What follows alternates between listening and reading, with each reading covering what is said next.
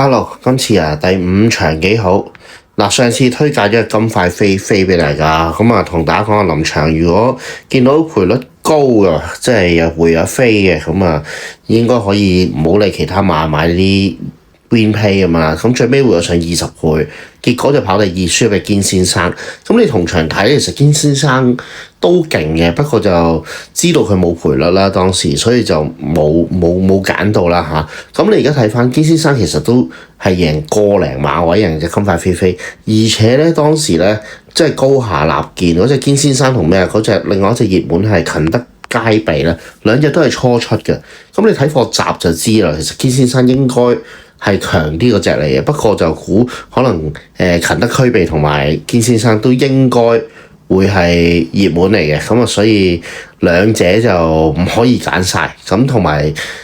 既然有兩隻咩飛，應該係金塊飛好啲。咁但係今次又唔同啦，上次金塊飛其實嗰個12檔都難跑嘅，但係跑出嚟第二咧有少少蝕嘅。佢平時唔係跟到咁後嘅，你睇翻就即係好似上一場咁樣，都係同程，沿途走喺861，即係跟中間偏後少少啦，都係要留啲嘅。咁但係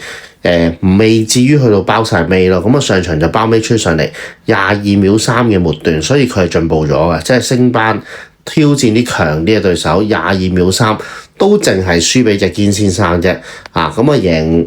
贏隻快樂共濟啊，贏其他馬咧其實都唔差嘅個表現，咁但係隻堅先生真係太強啦，今次我覺得你都要翻，因為其實佢應該喺4班留唔住啊呢隻馬，即係你見到佢上次嗰課集咧。其實係犀利嘅，其實係勁嘅。睇佢做啲時間啊、啲末段啊嗰啲咧，都即係輕輕撳住啫，都去啦咁樣。咁所以你又跑翻同程，今次上次唔算係好大挑戰咯，即係輕鬆贏咯。加7分有啲意料之外啊！我自己我以為佢即刻升上3班，咁仲喺4班就要翻啦。咁但係堅先生就擺明係唔好分嘅，一定係大熱㗎啦。所以啲金塊飛都應該會熱咗㗎啦。兩隻都係上次走光嘅，我覺得呢條翻版 Q 今次會開翻出嚟㗎。要包多隻咧，就3-8入面揀啦。其他嗰啲都最近冇乜積嘅。最近喺同程有個成績嘅呢隻龍之尊咧，就上次跑過第3，跟住咧嗰課集咧就有少少變身味道，我覺得即係雖然對手唔係話特別勁，咁但係佢係贏得清脆利落嘅，即係一攞正就飆咗上嚟，跟住就贏晒冇得跑咁樣嘅。你睇翻佢前面嗰啲集，之前嗰啲集咧都係咁上下跑啲泥地1000啊嗰啲。但係唔係呢個反應嚟嘅，即係唔係比一比就有，或者係拍騎師拍一拍就即刻飆上嚟，好似兩隻馬咁樣嘅，好似有啲變身嘅味道出咗嚟。咁上次係上名啦嚇，之前就2個 run 俾佢走一走啦，叫做熱下身咁樣啦。所以呢隻龍之尊可能狀態都起㗎啦，有兜榮最近啲成績都唔錯，有啲馬贏下都叫做咁，所以就包翻隻8啦。咁唔揀隻3嘅原因就係隻3上次嗰個放到翻嚟咧，輸俾香港仔咧，我又唔覺得佢係，我唔覺得佢特別勁，因為佢輸俾香港仔係明顯嘅，但係佢後面嗰啲馬咧就渣渣地一拋空就我覺得幾好嘅，其他嗰啲都曳曳地，我覺得都係準4班啦，未至於好似前面嗰兩隻咁啦，即係金塊飛升一班即刻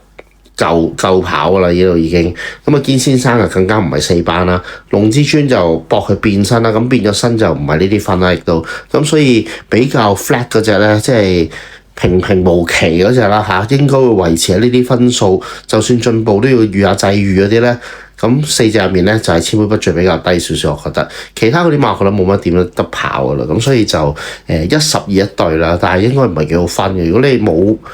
賠率可以拖到隻8咧，1-12一對買住 Q 位置 Q， 應該有住位置 Q 㗎啦，條 Q 就睇啲運氣啦咁樣。所以我首選隻1，但係會好熱。都係要翻版 Q， 次選要翻隻12金塊飛。第3咧揀翻隻龍之尊，但係都應該唔會太好分呢場，但係勝在夠穩陣啊。所以我推介1拖12 8。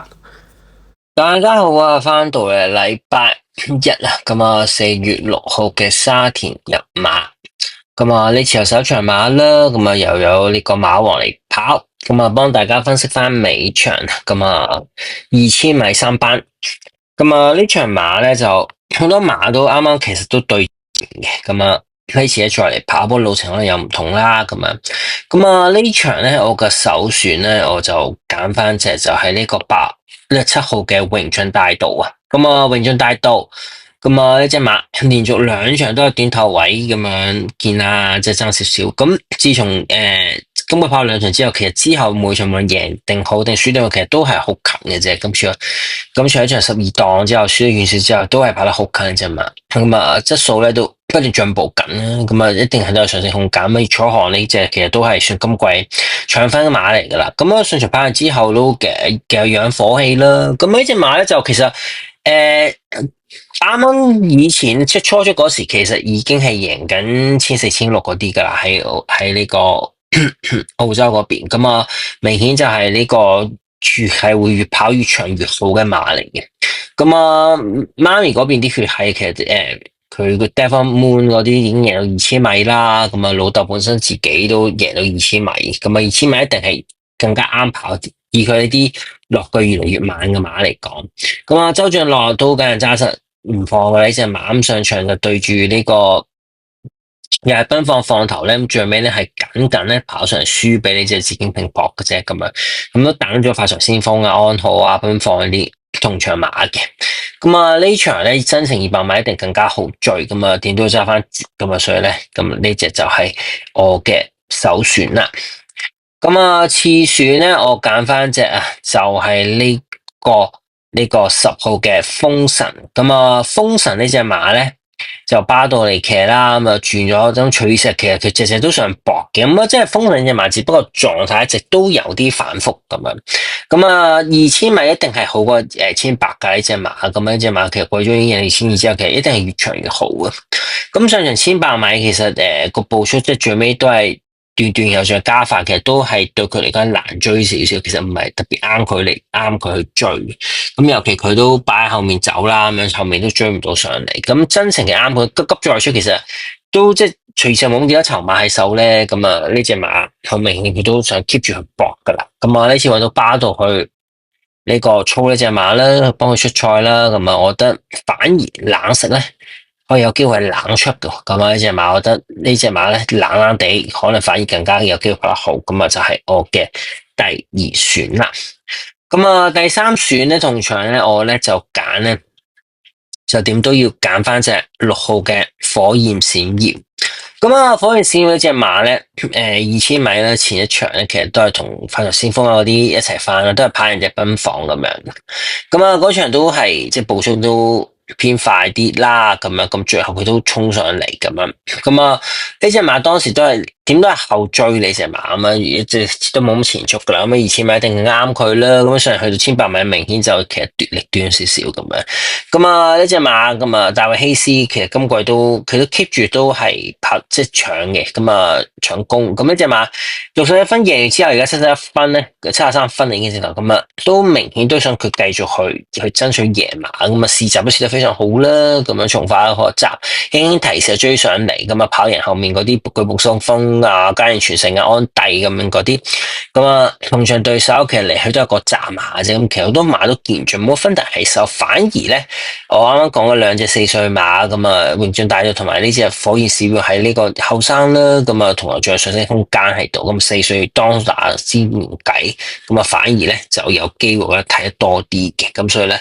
點都要攞翻住就喺呢個第3選咧就係隻6號嘅火焰閃耀。好啦，咁啊跟嚟咁啊尾場推介，咁啊首選7號嘅榮駿大道，次選咧10號嘅風神，咁啊第3選就係6號嘅火焰閃耀。